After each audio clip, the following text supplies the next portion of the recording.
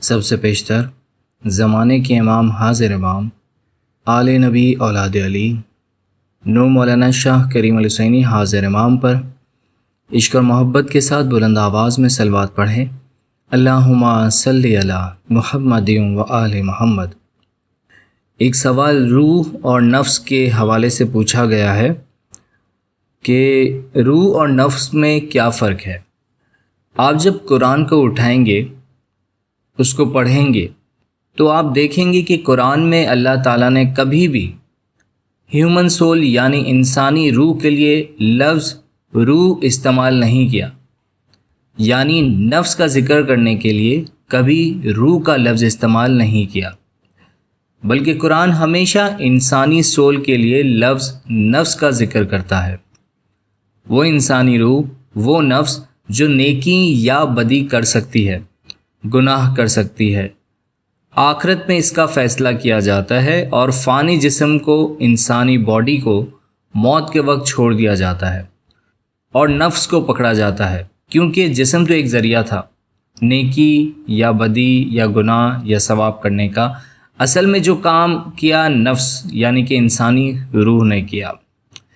دلچسپ بات یہ ہے کہ قرآن کبھی بھی روح جو اصل ہے اس کے بارے میں کبھی ایسا نہیں کہتا۔ قرآن میں روح کو ایک واحد وجود کے طور پر بیان کیا گیا ہے جسے خدا نے انسان میں پھونک دی ہے، لہٰذا ہر انسان کے اندر یہ دونوں چیزیں ہوتی ہیں، روح نفس اور اصل روح یعنی کہ اسپرٹ۔ سب سے پہلے ہم یہاں اصل روح یعنی کہ اسپرٹ کی بات کریں گے۔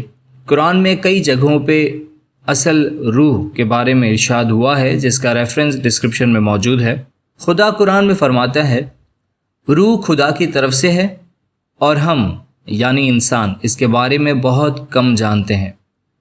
نمبر 2، روح پیغمبر کے دل پر وحی لاتی ہے، چونکہ وحی ریٹن میں نہیں آئی، نہیں اتاری گئی تھی، پیغمبر کے دل میں اتاری گئی تھی، اس لیے یہاں یہ استعمال کیا گیا ہے۔ نمبر 3، روح خدا کی ہے اور وہ اسے میری روح کہتا ہے۔ نمبر 4، تمام فرشتے روح سے جڑے ہوئے ہیں، دوسرے معنی میں روح تمام فرشتوں کا مرکز ہے۔ نمبر 5، خدا یسوع جیسے انبیاء کی روح سے مدد کرتا ہے۔ نمبر 6، یسوع کو اس کی طرف سے روح کہا جاتا ہے۔ نمبر 7، خدا نے نبی محمد صلی اللہ علیہ وآلہ وسلم کو روح کے ساتھ الہام کیا۔ نمبر 8، خدا ایمانداروں کو روح سے تقویت دیتا ہے۔ نمبر 9، خدا اپنے بندوں پر اپنے حکم سے روح نازل کرتا ہے۔ نمبر 10، خدا نے مریم میں روح پھونکی۔ نمبر 11، روح انسانی شکل یا شکل اختیار کر سکتی ہے۔ نمبر 12، روح دونوں خدا کی طرف سے اترتی ہیں اور خدا کی طرف چڑھتی ہیں۔ نمبر 13، خدا نے قرآن کو روح کے ساتھ بھیجا ہے۔ ان تمام قرآنک ورسز سے ہمیں یہ معلوم ہوتا ہے کہ اصل روح یعنی کہ اسپرٹ ایک واحد ہستی ہے جو خدا کی طرف سے کام انجام دیتی ہے۔ حدیث آئمہ میں بھی روح القدوس کے بارے میں کہا گیا ہے جس کا خلاصہ کچھ اس طرح سے ہے، روح القدوس فرشتوں سے بڑا ہے جو ہمیشہ اماموں کے ساتھ رہتا ہے اور خدا کی طرف سے ان کی رہنمائی کرتا ہے، لیکن ہر انسان کو اس روح کا ایک حصہ دیا گیا ہے جس کا ثبوت خدا نے اپنی روح سے آدم میں پھونک ماری، یعنی روح القدوس سے ایک ذرہ چھوٹا حصہ ان میں دیا گیا۔ چونکہ ہر شخص کی روح خدا کی روح ہے، اس لیے انسان میں یہ روح کبھی خراب نہیں ہو سکتی، نہ ہی کوئی گناہ کر سکتی ہے۔ اب ہم بات کریں گے روح نفس کی۔ قرآن میں اس کا ذکر کس طرح سے کیا گیا ہے؟ قرآن میں اکثر جگہوں پہ یہ ارشاد فرمایا گیا ہے۔ نمبر 1، روح کو خدا کی طرف سے بنایا گیا ہے اور تناسب کیا گیا ہے، یعنی لنک کیا گیا ہے۔ نمبر 2، خدا نے روح کو صحیح اور غلط کے علم سے متاثر کیا ہے۔ نمبر 3، کامیاب وہ ہے جس نے اپنے نفس کو پاک کیا اور ترقی کی۔ نمبر 4، روح کا فیصلہ آخرت میں ہوگا اور جو کچھ اس نے کمایا ہے اسے ملے گا، یعنی روح نفس کی بات کی جا رہی ہے، جو اس نے دنیا میں کمایا اسے ملے گا، اصل روح کی بات یہاں پہ نہیں کی جا رہی۔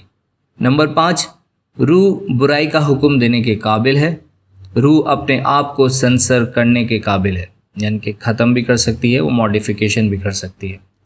نمبر 6، سکون والی روح کو جنت میں داخل کیا جاتا ہے، نیک اعمال روح کے فائدے کے لیے کیے جاتے ہیں۔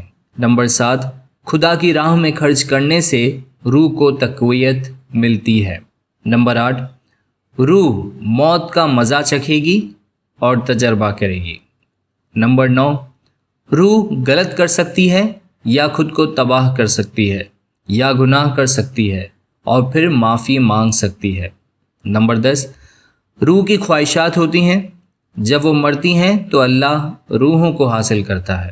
تو ان قرآنک ورسز سے ہمیں یہ پتہ چلتا ہے کہ روح نفس کو خدا نے پیدا کیا ہے اور یہ روح برے کاموں اور گناہوں کی طرف بھی مائل ہونے اور اپنے آپ کو برباد کرنے کی بھی قادر ہوتی ہے، لیکن یہ اپنے آپ کو سنوارنے اور اپنے آپ کو جنت میں داخل ہونے کے ساتھ ساتھ سکون حاصل کرنے پر بھی قادر ہوتی ہے، اور قرآن کے حساب سے یہ نفس ہی ہے جسے جنت یا دوزخ میں اس کے اعمال کے مطابق ڈالا جائے گا، اسی سے اس کا حساب ہوگا۔